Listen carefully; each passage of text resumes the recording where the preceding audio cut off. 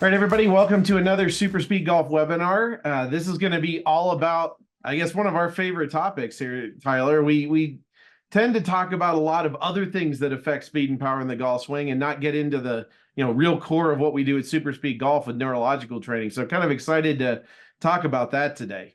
Yeah, this has always been something that's fascinated me, the way the brain communicates with the body and some of the limitations we have and how to overcome those. And so, yeah, it'll be cool to share some of the stuff where you guys have been doing for a decade. I've been joining you on for the last few years.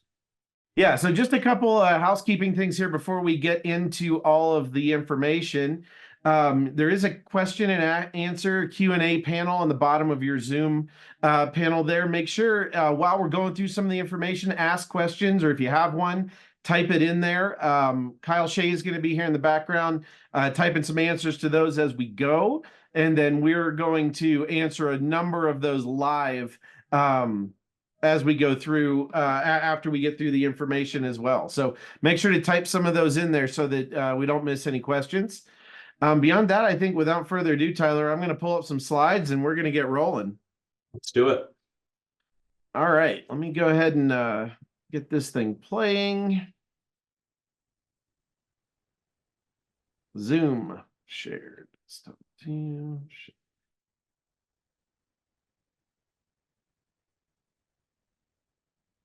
Okay, cool.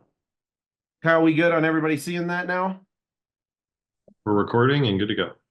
All right, sounds good. So here we are again, like kind of starting with some of our things that I guess are near and dear to our hearts. This is where a lot of the research that we've done over the last 10 years, and then Tyler's really picked up for us in the last 5, have come in.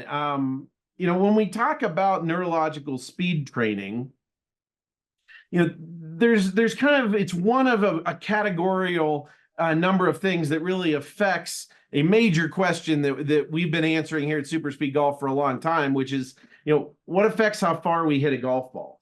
And, this is a question we've been talking about not only on webinars, but in classes and our certification programs and many, many other things throughout a good bit of the last 10 years or so. So I think a little overview here might be a really good thing to look at just really briefly. If we look at categories, Tyler, of things, and we've done webinars on a lot of these now, and I think we're going to continue to fill that out. If we look at one is the physical. So the way that your body works, stability, mobility, strength, power, all these things from a physical standpoint certainly affect speed and power. Mechanics, which we've been doing a lot of webinars recently on, looking at ground reaction force and sequencing and lag and wrist mechanics, and those aspects definitely affect how far a player hits a golf ball. The third one, looking at impact physics, and I would say this is anything you can measure on TrackMan, right? So this is more of your club fitting type aspects, but those also affect it. And then the fourth category being, the neurological, or how our brain controls our body. Now, Tyler, I love this analogy of like taking apart a race car, right? If we can kind of apply those same things in the human body as far as how these different categories affect how we hit a golf ball, we can look at the same thing with an analogy that I like to do to a race car. So if we look at physical first, if we were to, compare physical strength and all the different physical characteristics of our body to a car, that's really looking at like the size of the engine.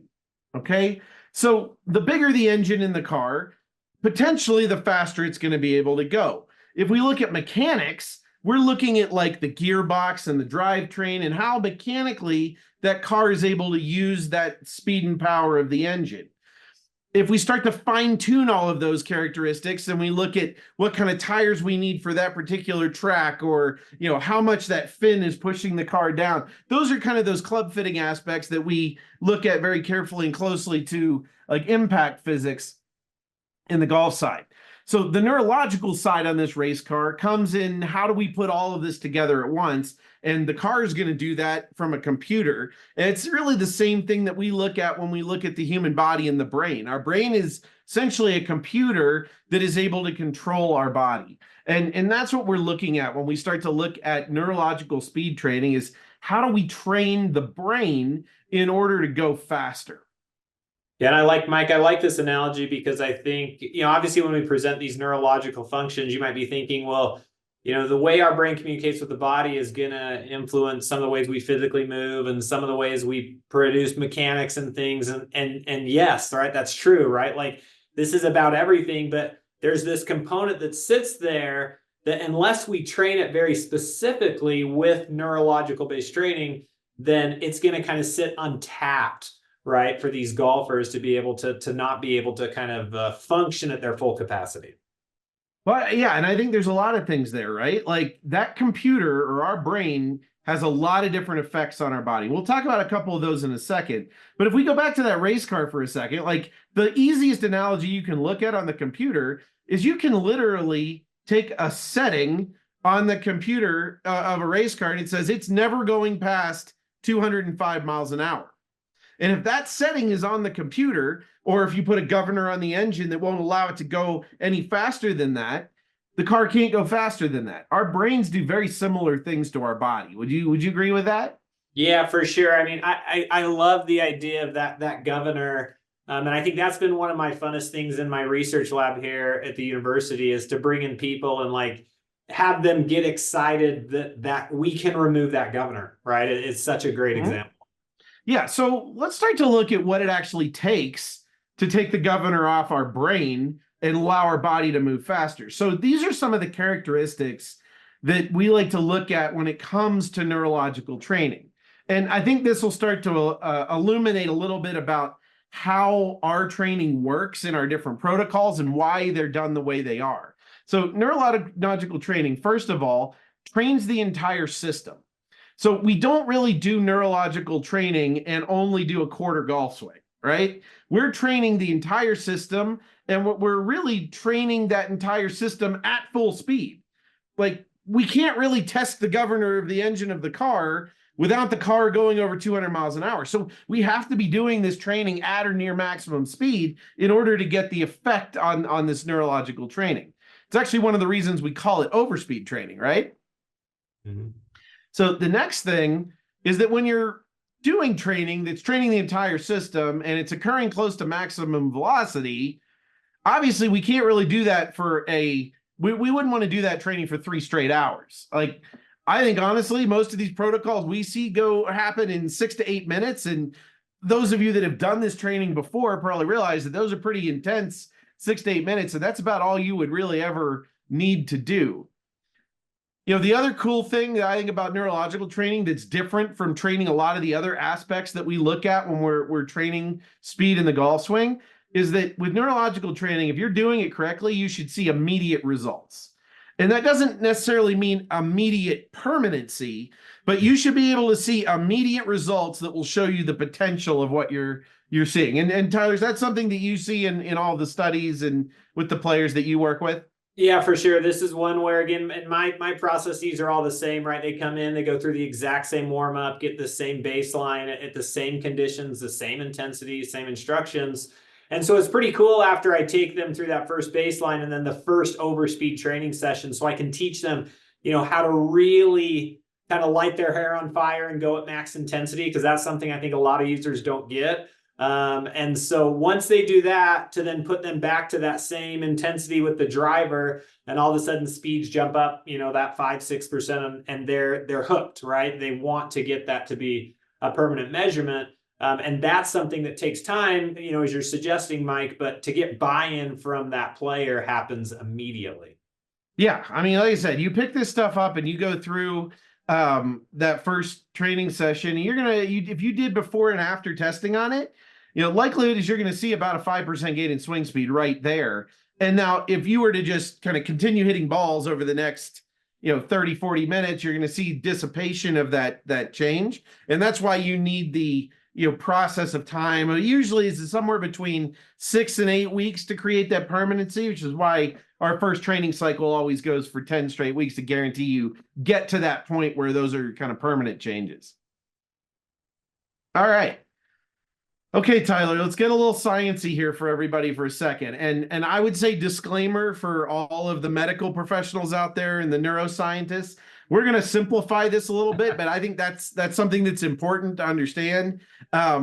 We can take a very complex process and talk about it simply here to get kind of that point across of how is this really working. So this works with something in our body called motor units. So motor units essentially are connections between our brain and our body. The first part, which is this blue area up here at the top, those are motor neurons in your brain. So those are brain cells that contain all of the different motor programs or motor patterns for all the different movements that we know how to do, including our golf swing.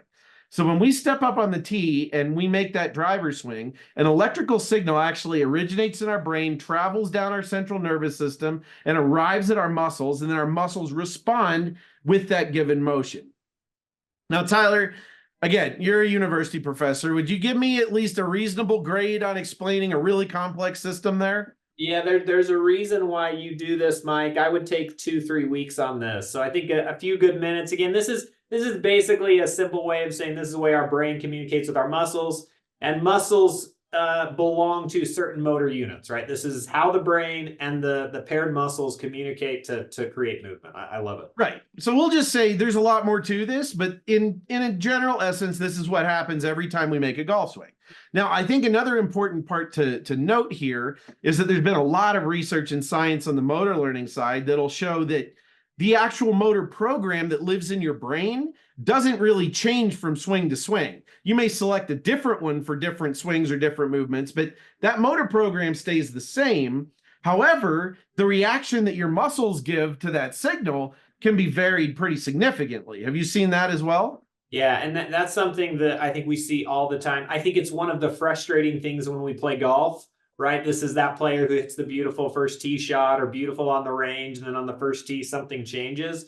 But I think this also happens when that player who's maybe been speed training for a while, and all of a sudden, you know, their speeds jump one day, or they do the opposite and they drop one day, and they start wondering, you know, what's happening? I feel like I'm doing the exact same thing I've always done.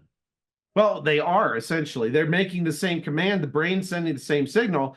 There are some different things, that can kind of limit peak speed output in the brain. And there's also those that, and when I look at those on this like short-term side here first, the pieces there that are short-term are things that we can control a lot of times and will actually affect those outputs from the muscles. So let's go through a couple of those. I think they're pretty important.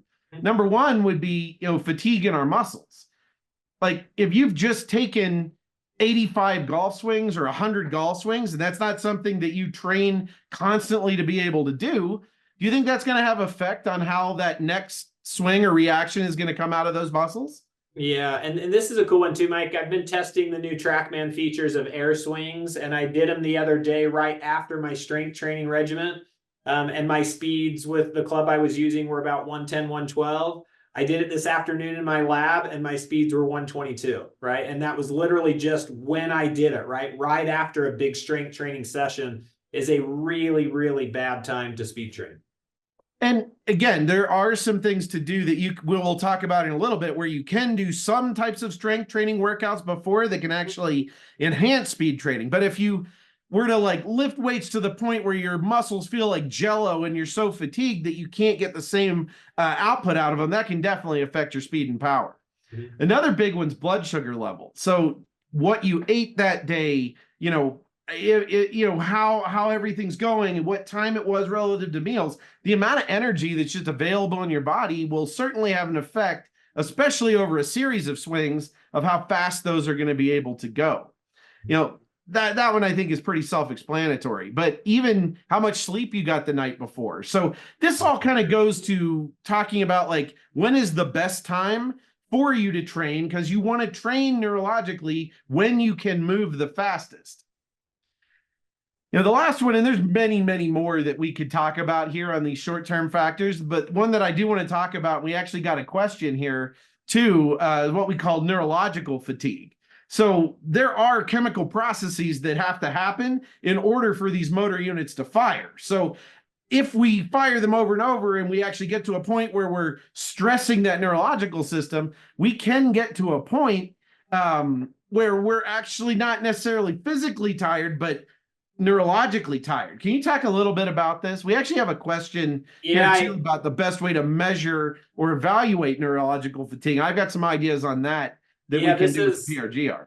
Yeah, this is a great question. And again, this happens. And I think, Brian, your question is a great one because it's harder to feel, it's harder to measure, right? I can feel when I didn't sleep well the night before. I can feel when I'm not hungry. I can feel when my muscles are sore. Those are things we've probably all felt. But this neurological fatigue, this idea that our brain is almost maxed out in the way it's communicated or tired in the way it's communicated is tough to measure. And I'm sure, Mike, you probably have the same thoughts I do about this to answer Brian's question, which is, I think this is where the PRGR radar really, really comes in handy, where if you're feeling really good with all these things, right? You've ate well, you've slept well, same time, you've done a good warm up, and all of a sudden you look down and normally you're swinging the green club 120 and today you're swinging at 110 and you just can't seem to break above that. That is a really good indicator of neurological fatigue. Yeah, and that's not a time where we just say, well, you need to try harder. That's a time to just put the stuff away and come back the next day, because there's really not a good way to fix this. Like, we have some programs we've actually built for club fitting applications where we're trying to reset some of those type of, like, I got into a rut kind of motions or things like that, where we can do that by changing that movement up a lot and going from trying to hit balls during club fitting to using our speed clubs. Non-dominant swings are actually another one that are excellent for kind of stopping that if it's starting to happen. But in general, if you start to see that you just can't get there that day, yeah, it's just probably better to come back the next day with it. Yeah, I remember, Mike, I'll just add really quickly. I did a fun Instagram live with Spencer Tatum, John Rahm's trainer, and we were having a conversation about this. And he talked about using a radar like that to assess readiness to train. And I think that's kind of a cool way to look at it. If you're trying to figure out when's the best time for you to speed train, use the radar, right? And find those times where you feel like you can really make those numbers go high, and then pay attention to the time of day and what you did previously and how your sleep was.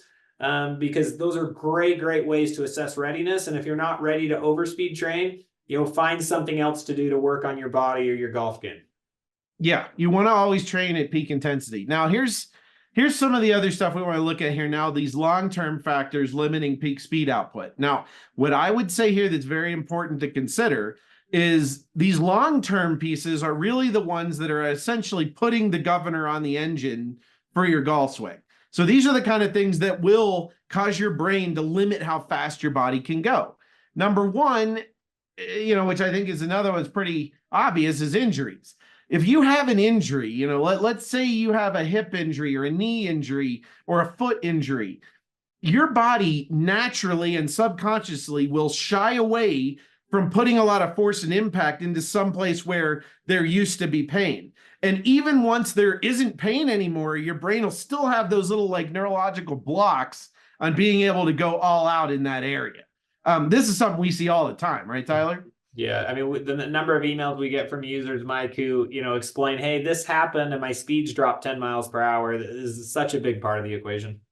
I mean, I think I had one of those today. It was like, I had an injury, I've lost 5 miles an hour, I feel like I'm doing the same thing, I can't get it back. Well, those are cases where if you're medically cleared on that injury, you're not going to re-injure it. It's a great time to start speed training because you need neurological training. It's not a physical issue or a mechanical issue that's causing that lack of speed. It's your brain putting a limiter or a governor on that spot. So that's like a telltale sign that you need neurological training. The next one we'll talk about is if there is current or consistent pain in a certain area.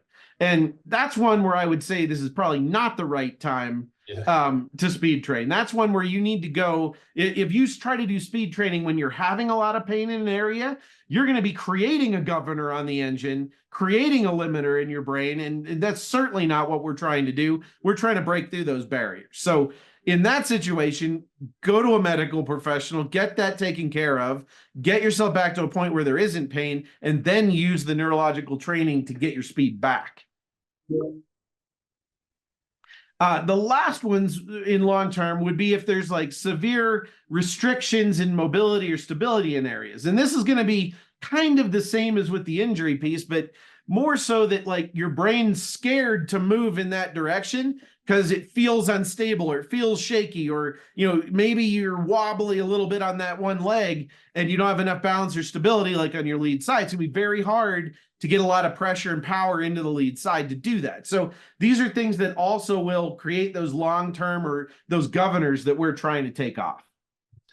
So if we take all that and kind of define overspeed training, then in a concise way, this is how we define it at SuperSpeed Golf. And that's making your body move faster than normal during a known movement in order to reset the normal neuromuscular reaction speed of the body. So essentially taking something you already know how to do and making your body move faster during that motion, just resetting normal for your brain. Tyler, you have anything to add on how to explain that? Yeah, no, I think it's a great way to do it. And I think it's important to understand that when we're doing overspeed training, it's not golf swing specific training, if that makes sense, right, Mike? And I don't want people to think like, hey, obviously we're swinging golf clubs when we do this, right? And it's a great stimulus for golfers. But again, we know this movement pattern and allows us to kind of tap into some things that allow us to use our brain just in really cool ways to take that governor off. But the point of it, and we've talked a lot about this capturing this high intensity, sometimes when we get too golfy and pretty with our swings, when we're doing overspeed training, we're not moving faster, and now we're not resetting the governor. And so I think it's so important to make sure we reset the governor, because every time we take people through these studies, Mike, we see results, right? We see effective club speed gains in these players. Yeah, and I think that's one of the most common questions we get too about overspeed training is how much should I be thinking about mechanics? How much should I be thinking about this move I'm working on in my swing or those things? And really the answer is you need to be thinking about making the club move as fast as possible during this training. That's not to say that working on mechanics is bad. We have talked a lot about working on mechanics. We have a ton of protocols coming to work on mechanics, and it's very important. But when you're focused on neurological speed training, it's about moving all out to break through these neurological limiters. And again, that's why across the board, we still see that 5% gain in all of the studies that we've been doing for years and you've been doing for years. It really comes back to that. Mm-hmm. I have another way that, I don't think you've seen this slide before. This isn't in our certification program yet, but just another way that I would like to explain this to people that I think is really hopeful in a lot of ways for people that want to gain speed. And that's that, all human beings are capable of producing more speed and power than their brains currently allow. So think of that as just looking at that definition backwards, right? You're capable of swinging the club a lot faster than you're doing it right at this point. And a lot of that has to do with just breaking through these neurological barriers. Cool. If we get into how this actually looks during the training sessions, and that's the next little bit we're going to talk about, and I think it's important to note, is we're going to talk about what this looks like during a training session with our 3-club overspeed training set. And that's a set that's about, from an overall weight standpoint, about 20% lighter than the driver, 10% lighter than the driver, and one that's 5% heavier. Now, as we look at that, those are also differences that we can look at in overall inertia of that club. Looking at inertia of the club is kind of the resistance that club has to moving, accelerating, those type of things, right? How would you relate this overall weight to inertia piece, Tyler? Again, I think we need to understand that when we talk about inertia, we're talking about resistance to angular change of motion. And so if you're a golf nerd and you get excited about swing weights and balance points of clubs and different things of that nature, right? This is kind of feeding into that of how is this mass distributed along the length of the club? Because when we're turning things in circles, it's all about this angular resistance. And so I think before I ever came along to the group at SuperSpeed, this was something that I know Mike and Kyle did a lot of in-house research on their own to find the appropriate numbers that would maximize gains and not spill over into some negative effects that might come as a result. And so these are well dialed in numbers, right? And it's all in ranges. Like it doesn't have to be exactly 30% less inertia for the green club. It's a range around that. But we do find that around that point, we see about a 19% faster swing during the training. That next club's about 15% less inertia. So it's adding some resistance back, but still less than the driver. And we see that about 17% faster than the player's club head speed while hitting a ball. We see about a 3% increase in inertia with our red club. And that still, though, isn't too much that we can't overcome it. And by doing those lighter clubs first, we're still typically able to maintain about a 10 to 12% faster swing speed while doing the training. And you see those pretty consistently throughout the studies. Yeah, and for sure, there's some things that occur in terms of swing types and the way they generate speed and use the ground. Some of the mechanical pieces that we've talked about, Mike, that might split those numbers up a little bit. And then that gives us some targeted things to help players even get more out of their speed training. Absolutely. So the next thing I want to look at are, well, how do we make this work for golfers? How do we get this stuff across the finish line? And what are some of the things that we want to see during the training? And this is some cool stuff that's coming from a pretty recent study here, Tyler, where we looked very in depth at 3D motion capture of how the body's sequencing and all the different ground forces and everything in players during the training while they're swinging our speed clubs. So here's some things that we kind of want to see. Number one, we want to see a significant increase in speed. Just like those percentages we just shared, we want to see the speeds go up a lot. We don't want to see huge changes in the way that player's producing ground force, because that would kind of signify that they're either not having to work the same way or they're having to work way too hard to get the club to move the way we want it. And we don't really want to see huge changes to the timing in the kinetic sequence or the kinematic sequence. So basically, we want to, in a very rough way, we want the motor program to be relatively exactly the same as what we're getting during a normal golf swing. And I think these are the answers to the questions, Mike, of we get a lot of, is overspeed training going to ruin my golf swing, even though it's not golf swing training? When you do it this way, right, when you really pay close attention to these things, the point of it is to create similar movement patterns, just faster movement patterns. Right. And I think if we, well, let's go ahead and get in there and show what types of changes happen with weight variance with our system. And then I think if you do this the right way and you don't get too far on the light side or too far on the heavy side, you're going to be in a very good range to have a lot of this go. So Tyler, why don't you talk us through this was your latest study with these. So this was a study. And so just to put the context of the comparisons, I was comparing, the green SuperSpeed club to a driver while hitting a ball, right? That was kind of the comparison that I was making in the same day's session. So this is in their baseline session. Once I'm actually taking them through the overspeed training, I at least got some swings with these on the force plates while motion capture technology was going, so I could pull out both the kinetics forces and the kinematics, the motion of the body, and compare. So green clubs, again, we see that those green clubs, once you get them going, right, once you get kind of that proper intensity, we can get those green clubs moving faster, about 19% faster. And then when we dive into all the individual things that Mike just brought up, the way that we utilize the ground, just slight decreases in some of the forces in the golf swing or the kinetics, and then no changes in the kinematics or kinetics. And so this was something that, players might say, hey, well, if the club gets too light, I can cheat that radar all day long and just whip my arms and hands across the top.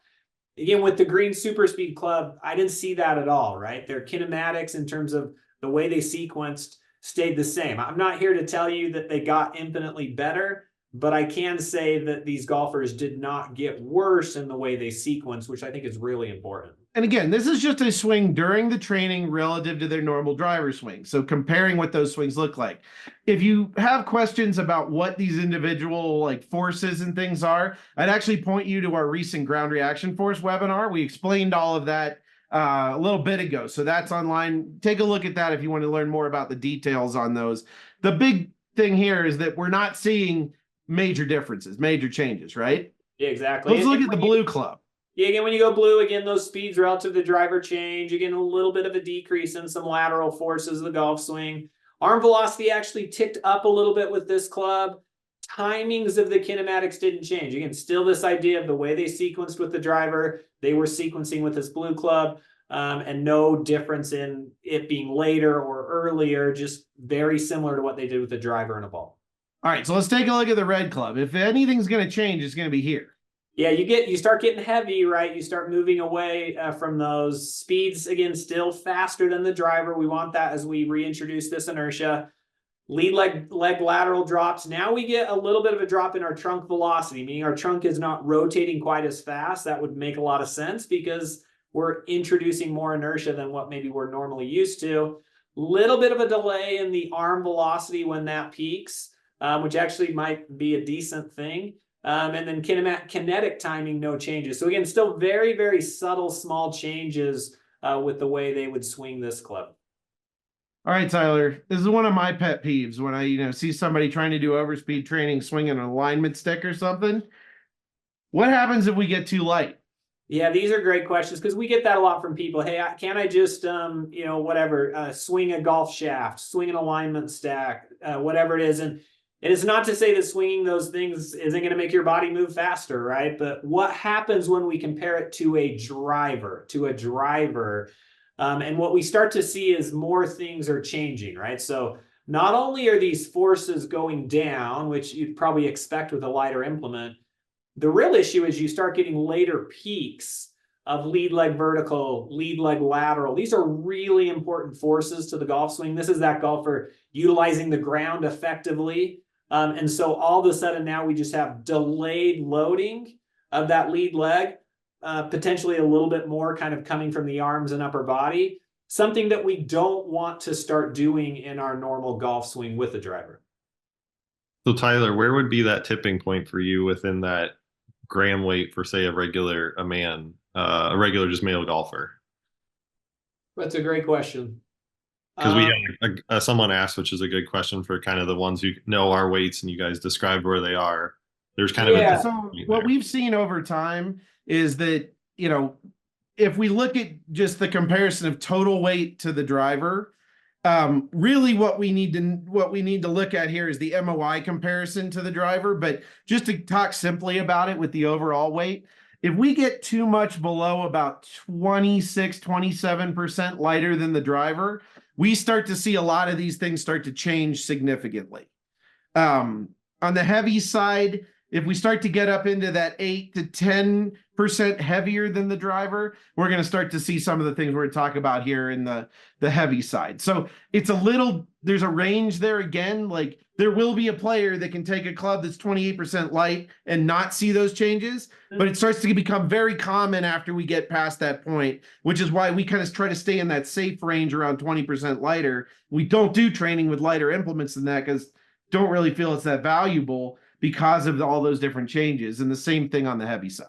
Well, and especially I think, Mike, from a physiological standpoint, is we're trying to maximize the velocity end of our force velocity curves.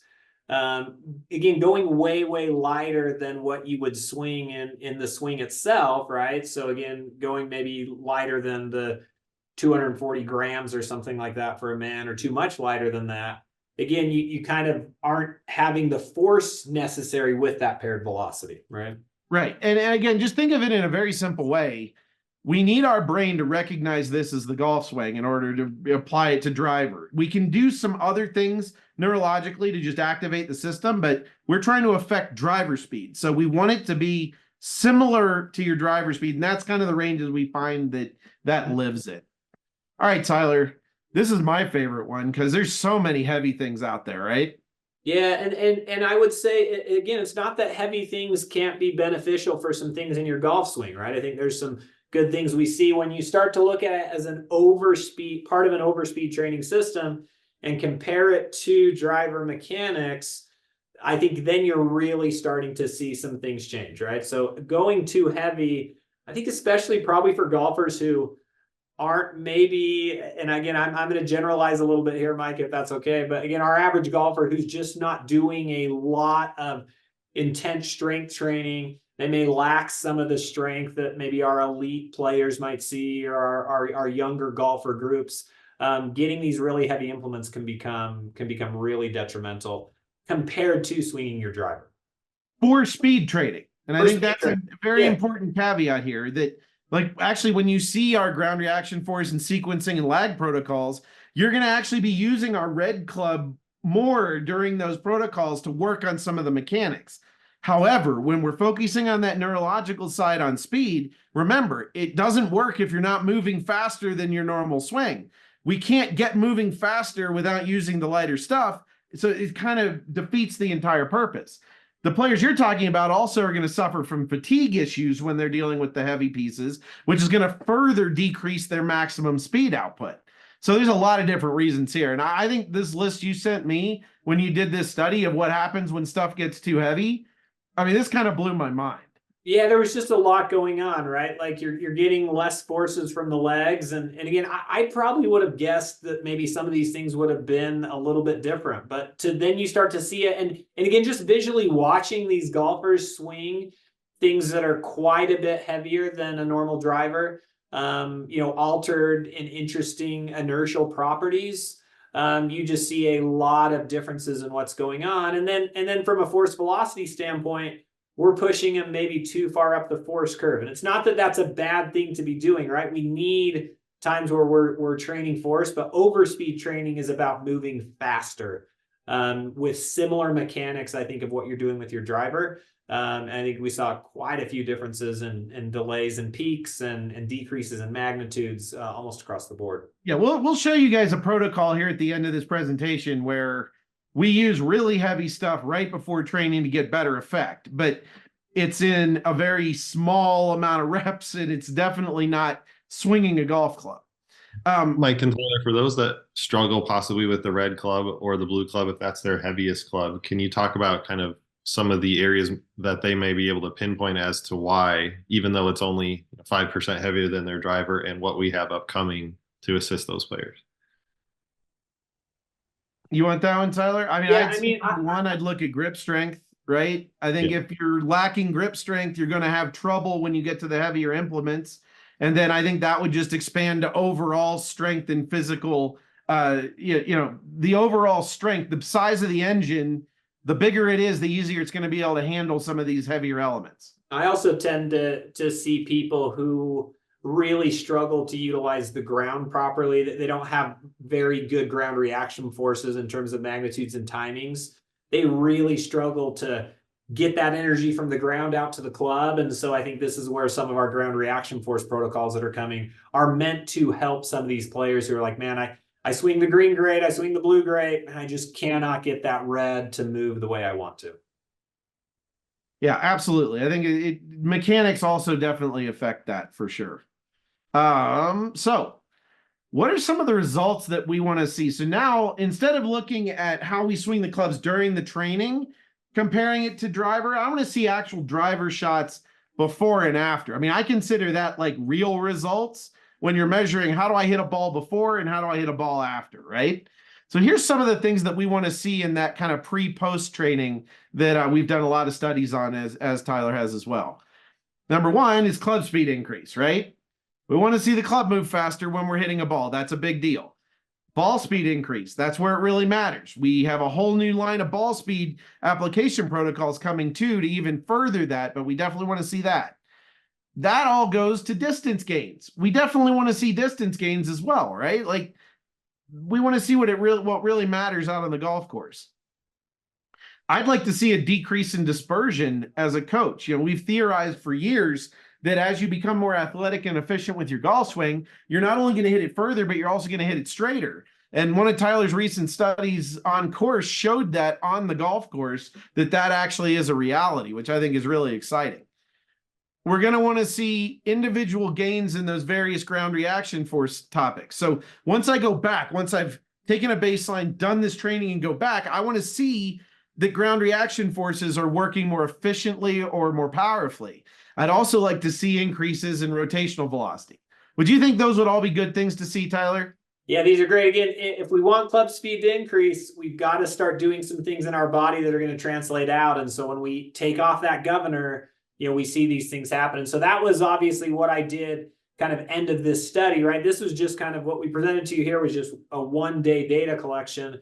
Now I send these golfers on their own. They trained doing the level 1 overspeed training. This was about a 6-7 week training process. Again, trying to get all these golfers back in for pre-post assessments. And then I look at force data. Thea is a markerless motion capture system, which is an 8-camera system that pools together all those images simultaneously. Also had markers on the golf club, so I could track where the club is in the space, and then TrackMan data to look at drivers pre-post with the exact same instructions. They went through the same warm-up. They were given the exact same instructions when we were measuring baseline to this assessment, and then always hitting a golf ball. Always hitting. Here's what we saw. Yeah, so that club speed number of 5% that I think Mike and Kyle see a lot. I saw some questions in there in terms of ball speed distance changes. Ball speed jumps up, in that 5-6% range. Carry distance goes up about 10%, which effectively ends up being somewhere in that 20-yard range, depending upon that person. Some a little more, some a little less. And those are the things, right, we want to see, right? We don't want to just see one of those go up and the other ones stay the same or go down. This was kind of a cool one. I had the golfers do a couple different intensities in this because I have some theories about the best intensity to take out onto the golf course. And so at one of those intensities compared pre-post, we see actually a little bit of a tighter dispersion, and no other of the conditions did we see wider dispersions. This one got a little bit tighter. And then in terms of the force, right? So their lead leg verticals go up, their lead leg lateral forces go up. Again, big forces as it relates to swing speed and the way they utilize the ground. Those were great changes. And then when you look at the way the body's moving, increases in pelvis rotational velocity by about 10%. And trunk rotational velocity, a little bit less, but still about a 6% increase in the rotational velocity of the trunk. All right, Tyler, I think that was an awesome study. We're going to get into just a couple of the other things that we get questions a lot about. When we talk about neurological training, the first one is, why do we do both dominant and non-dominant swings? And, this is one that I would say first. We have a whole webinar on this. So if you're really interested in this topic, look up the webinar we did, I think the end of last year, about non-dominant training. We went into this for about an hour. Really important factor here on the things that we do with overspeed training. This definitely helps not only increase a lot of those rotational velocities in the body. It's also great for muscle activation. It's also really big for injury prevention. Tyler, a few other sports that we've seen this in as well, correct? Yeah. Other sports do this as a way to enhance some of this neurological training, dynamic systems theories. How do you get the brain to even turn on more, and track and field, soccer, utilizing the other limb. Mike, since that time, I've really thought a lot about it. And I know I've talked a lot about this idea of a force velocity curve, but as we're doing overspeed training, right, it is a neurological training of the brain to the body, right? And as such, it's very important as we're doing this to look at it as that, right? As we're training the body, we're training the brain. And most of the golfers who utilize our system, Mike, are not doing non-dominant rotational med ball throws. They're not doing all this non-dominant rotational training. Where else are they going to get this, right? Where else are they going to get this type of physical training from both sides? And we see this in all of the great golf trainers doing rotational training from both sides. We're just saying we think it works really well at high velocities, the same way it does as lower ones. And most golfers get none of this in their everyday training. Yeah, I think this is just a vital part, and it will be a part of our SuperSpeed training protocols forever. A couple cool things. We do find that some of our most powerful athletes actually get, close to the same speed over time with their dominant and non-dominant side. Generally speaking, players that swing opposite their dominant hand, so like a right-handed, if you wrote with your right hand and you swing left-handed, like a number of players out on tour, those players generally are going to swing you have the potential to swing a little bit faster when you play golf cross-handed, if you will.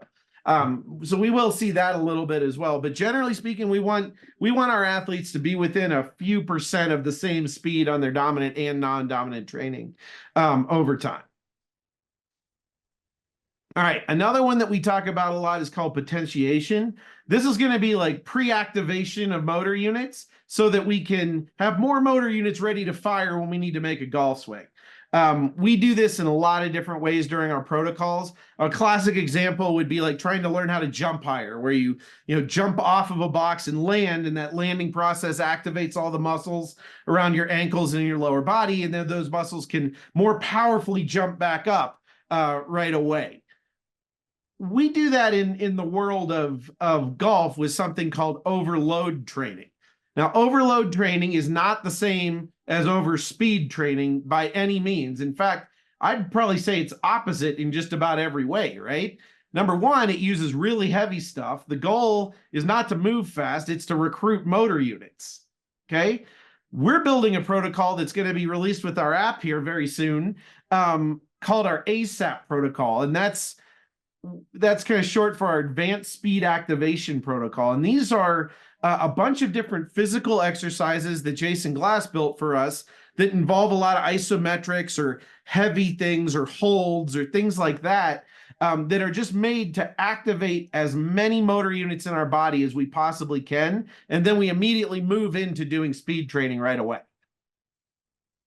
One of our partners on the baseball side, actually, who Tyler, I think you're talking with very soon. His name's Steve Johnson, ran a huge baseball academy out in Virginia for a long time, did a test on doing an ASAP type protocol before speed training for baseball players, and actually saw, he saw like 8% gains in that test group, whereas they were averaging before that with baseball about 6% gains. So definitely something to this, definitely requires a little bit more work and detail in putting into your speed training. But again, something coming soon that we're going to highly recommend.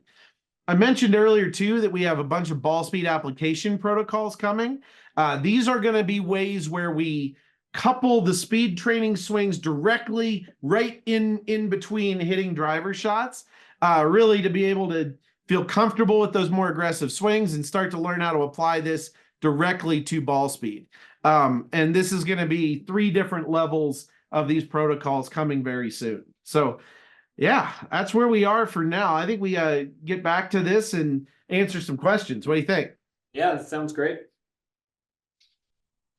We have one about doctors that work with our team. I'm not sure what that's related to, but Mike and Tyler, you just want to talk about the network of people we use and work with, and maybe your background a little bit, Tyler, as well.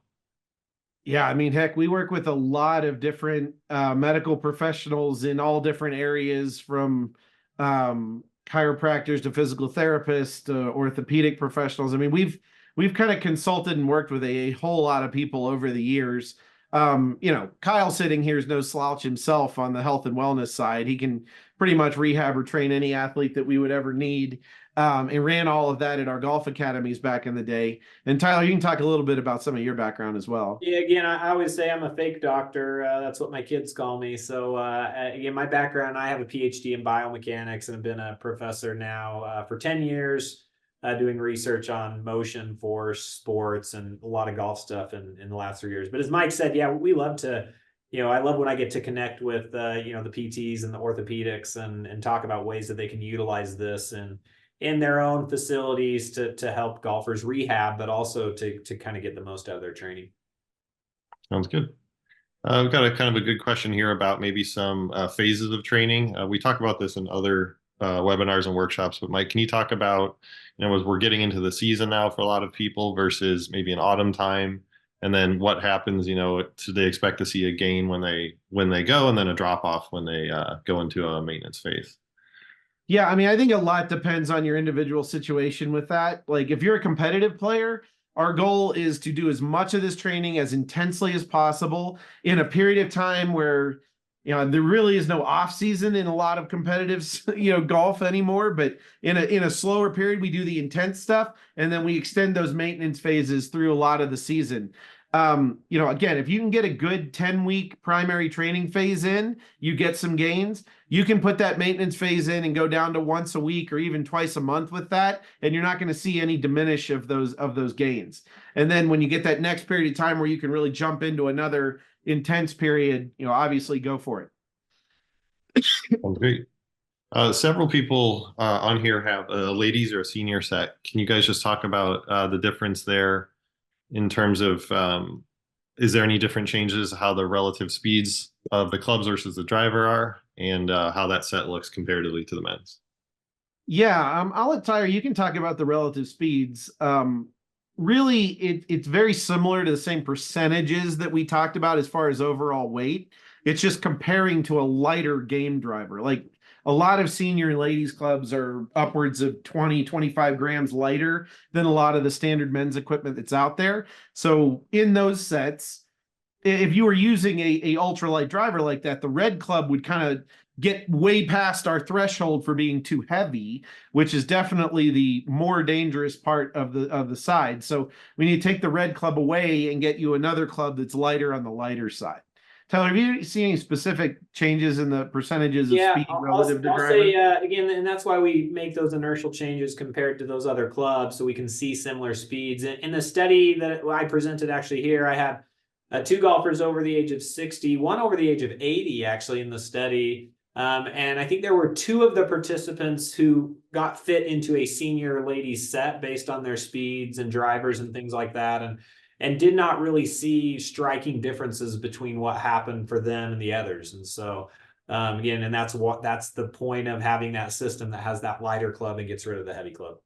Yep. Sounds great. Good question here from Steven. He basically has talked about that we see a rapid gain of 5%, which is true, and then maintaining that will take several weeks. What can people expect to make further gains on top of that 5%? And what do our stats tell? How long would it take to also get that next jump in speed? Yeah, we don't see this to be a gradual or linear process of gains. Like what you tend to see with this type of training is you're going to see that jump and then a period to kind of normalize that new speed. And then you'll actually kind of plateau and see that hang out at kind of a similar speed for a while. And then honestly, it'll be like one day you come in and you'll do that initial testing again and it like jumps another like 3%. And then the same process will happen. It'll take a little while to normalize that and then some time to make that all permanent. And then you kind of get into that plateau. So it kind of works in this series of jumps and normalizations and plateaus. Obviously, there's going to be some diminishing returns over time. You're not going to see, or typically we don't see a 5 or 6% gain and then another 6% gain. It's usually like 5% gain and then like a 3% gain and then smaller gains as you go. Do you agree with that, Tyler? Yeah, the only thing I would add, and this is I think where I'm most excited about some of the protocols we're bringing to you in the app later this year, is to help you find that other percentage a little bit sooner, right? We know overspeed training is good for that first 5-6%. We know that some other jumps are going to come, but now we've done a lot of cool research on grip strength and ground reaction force protocols, things we've talked about before. That's where we're going to find that other 4 or 5%. And start to attack speeds from all these different angles. And so that's going to be a fun process to see. I guess my answer there was looking just at pure neurological training, looking at the other aspects. So that's the other cool thing that Tyler's saying is like, yes, if you're just doing neurological training, that's the pattern you're going to see. But, for almost everybody, there's other areas that we can attack to get additional gains as well. Perfect. I'm going to combine this next question with another one of his. So he's talking about why is my driver slower when I hit a ball versus when I don't hit a ball? And then also, you mentioned neurological barriers. Why are they there in the first place? And should they be broken down if our brain has put them there? Oh, that's a pretty good one. I'll take the hitting the ball part for sure. So look, I mean, when you stand over a ball to hit it, there's a lot of skill and there's a lot of other goals involved than just making the club move fast. I think one of the goals that we have with our training at SuperSpeed is we're trying to diminish that gap. Okay. We're trying to make the gap between just making an aggressive golf swing much closer to the same goal that you have when you're standing over the ball. That can be an easy or a more difficult process for different players. But that's some of the stuff that we're targeting our ball speed application protocols towards. So those ball speed application protocols are meant to work on diminishing that gap that most players are going to see when they go back to hitting a ball. I couldn't agree more. I'm actually quite excited with some of these new Again, I've mentioned the TrackMan release with air swings just because that's what I have in my lab. I'm quite excited to start now collecting data. My plan is every golfer who comes in will get air swings along with hitting a ball. It's going to be fun to kind of see what those look like, what the ranges are. Is it relative to any number of things in that golfer, right? And Kyle, what was the second half there? Yeah, and then why do we have these neurological barriers? And if they're there, should we be trying to break them down? I mean, some of them, absolutely, we want to break down because we want to go faster. Some of them, if they're preventing injury, probably not. But again, what tends to happen here, like let's say that we hurt our shoulder, okay? And there's pain in our shoulder. Our body is not going to want to use that shoulder with the same amount of force and intensity that it was doing prior to that injury. Well, our body heals, the shoulder gets rehabbed, the shoulder goes back to normal, and now the shoulder is strong, or it's as strong or stronger than it was prior to the injury, and is perfectly capable of doing a lot more than it was during that period where it was injured. Well, your brain doesn't really take that limit off of your ability to use your shoulder just because you've healed. So we're trying to break through the barriers that are safe to break through because we want to be able to access that speed and power. Sounds good. Thanks, guys. Several different questions about various other implements out there. We've had Orange Whip, a stack system. We have something that has air resistance on it, and then also just talking about simply our C club or counterweight club. Just differences, kind of what are we doing with ours versus others, and how they would be utilized comparatively. Yeah, I mean, honestly, I don't like to specifically talk about strengths and weaknesses of different products that are out there. I mean, we know our data and why ours work and what we try to present to everyone. You know, I think the keys there that I would have takeaways on, if you're doing speed training, if you're working on pure speed training, you want to make sure that you're using implements lighter than your driver, but not too much lighter. If you get too much lighter, you're going to have issues. If you get too much heavier, you're going to have issues. So those are sort of the things on the other speed training systems that I would say there that are important to deal with. Things like Orange Whip or resistance trainers. I mean, I think there can be a lot of benefit to those type of things. You know, Orange Whip is an incredible sequencing trainer for your golf swing. Now, granted, once you get those feels of how to use that sequencing mechanically in your swing, it's hard to use those at full speed with an implement like that because it doesn't really let you do it. It almost works like a really heavy club, right? It stretches out the sequence to get you the feels, and then you need to be able to apply that mechanically. So, I mean, again, there's a lot of those type of implements or resistance type implements that are used to get you the feels of how to sequence better or use the ground better. I think it's just important to, when you use those implements, to also apply it directly to hitting a ball in order to see the actual results in your game. Yeah, and I like that Mike did really differentiate there. There's so many good tools out there to help golfers because there's so many things that we can help them with. And I think the caveat, what Mike said there, is when looking at speed training, right? And again, we can speak to our own data really well and stand behind those things that we see with those. And some of these other tools can help with other aspects of the swing. Perfect. Thanks, guys. I'm going to skip to this question and combine it. So what's the recommendation for periodization of mechanics versus speed training? And then we're also about the relationship between strength and the ability to generate speed. I mean, I'll be honest, like for most golfers, my periodization of doing a lot of that stuff is do it simultaneously, because as you learn to move fast during the neurological training, I'd love for you to be applying that same feel into some of the mechanic stuff you're doing. I'd love you to be taking the improvement of how you're using the ground and sequencing and have those feels available when you're doing your speed training to try to make those go faster. So in strength training, as long as you're doing it to a point and outside of a timing range where, you know, you're not going to be fatiguing the system before speed training, like you order everything correctly, I think they really work to feed off of each other in a really strong way.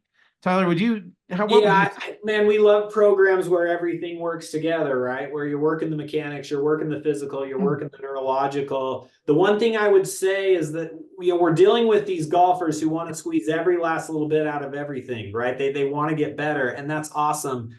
Overtraining is real, right? So this is where, especially when you're doing your overspeed training, use the radar to measure this stuff, and just make sure that you're finding the right times to do each, so that you're not battling everything and you're not getting any benefit from anything that you're doing. I definitely find that there's, the periodization of speed training by itself is important. I think it's important to make sure that you do your speed training in the, primary training phase and then maintenance phase kind of pattern. But, we definitely see our high level players. They're in the gym doing physical things all the time. They're doing mechanics work all the time. They're doing speed work, pretty much all the time as well, following periodizations and coupling that all together. So yeah, I think simultaneous is the best way. And what Tyler said is great. Don't overdo it, though, on any different area, or you probably won't get the best results. Mike, someone also asked about ground reaction forces training concurrently with the SuperSpeed training. Yeah, same thing. I mean, 100%. Like, if you get better at using the ground, you're going to be able to move faster during your speed training. So, like, think of it as like the speed training is almost an application drill to your ground reaction force stuff. So, like, it all feeds off each other. Perfect. And just for those that have been asking about previous webinars, we put everything on our YouTube channel. So if you search for SuperSpeed Golf on YouTube, the playlist there is on all the webinars. We have a lot of other fantastic long form educational content. So definitely check that out. I'm not sure if we got to the strength part of it, Mike, but we can combine those two, of relationship between strength and the ability to generate speed, and also does speed training influence range of motion? I mean, again, it's like the race car, right? The stronger you are, the bigger the engine, the more potential you have to gain to go fast. Now, again, this isn't a webinar about physical strength training. There's certainly good and bad and different and a whole range of different ways to get more muscle mass and stronger. For golfers, I think it is important to balance that with maintaining range of motion, but that also depends on how much range of motion the player has. I mean, I can tell you that a lot of the LPGA players we've dealt with, I'd rather them work on a lot more strength, gain a lot more muscle, and probably reduce a little bit of range of motion at times, whereas there's other players we work with where, we don't need any more strength. They're plenty strong. They just don't have enough range of motion to use it. So it's all a balance. And I think that's why, having those kind of more customized fitness programs are a very big benefit when it comes to doing physical training for golf right. It's also why that's a complicated area. I mean, speed training is not going to necessarily make you stronger. It's not necessarily going to change your range of motion a lot. I will say that we've seen it with non-dominant training where we get a lot of additional muscle activation out of learning to swing on the non-dominant side, and that can start to free up some range of motion in some areas, but I wouldn't call that something that we would, be able to claim in every case. Yeah, Kyle, I'll just add, because there was a question down the line about kind of doing strength before, doing it concurrently, simultaneously. I think we kind of mentioned the idea of that all working together, but I'd go back to Mike's point he brought up in the webinar, which was that almost every golfer we're looking at has enough strength to do some neurological training to crank up that governor. And so that's where all the studies I've done, all the people who've come through my lab, I'm not sending all of these people to doctors and physical therapists post, 6-8 weeks of speed training, right? If they do the warm up, if they follow the training plans, they have enough strength to put some speed on them. I think it's after those initial gains that's when we really need to be smart about how we do things, kind of moving forward. Mm-hmm. Great. We're going to try to just get through the rest of these questions here. Mike, probably one for you about stepping in the bucket's a real problem. He says it's exacerbated this fault. That's Steve Dwyer, the top one. Yep. Not sure if we have enough information there to answer that. Yeah, I mean, I think that's a difficult one just because I don't, having your exact swing every case is a little bit of different. I'll be honest, when it comes to like some of the different footwork that happens in golfers, I can just tell you there's a lot of different players that do a lot of weird things with their feet. I'm not sure that I would consider that, again, we'd have to look at your case individually.